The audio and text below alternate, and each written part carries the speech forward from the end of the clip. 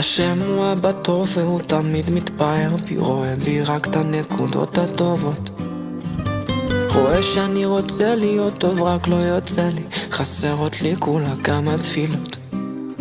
והשם הוא גם ראה את הרצון שהיה לי, כשניסיתי לא אמרתי נורא שם.